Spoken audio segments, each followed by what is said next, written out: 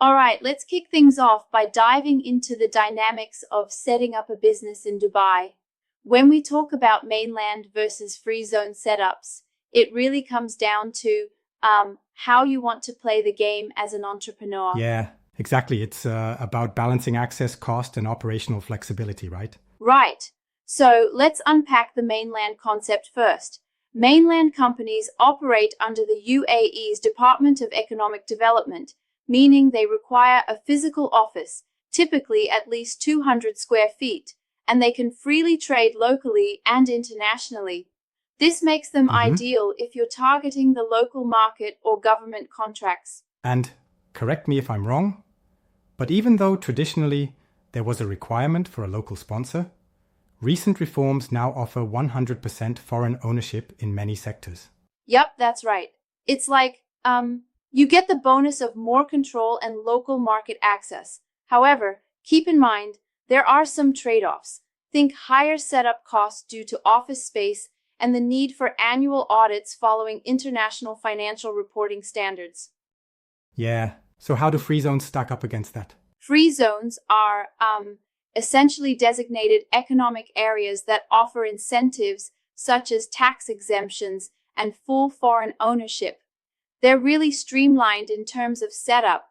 You can often get licensed in 3 to 5 days, sometimes with options for virtual offices or flexi desks. Yep. The catch is that free zone companies can't trade directly on the mainland without a local distributor, which might mean extra customs duties. That makes sense.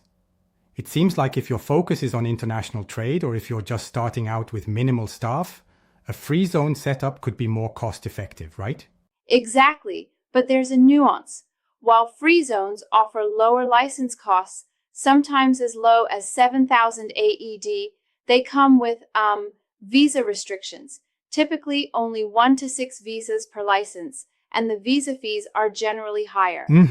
I do wonder though, if you planned on growing a labor-intensive business, wouldn't the flexibility of mainland, despite its higher office costs, be more attractive?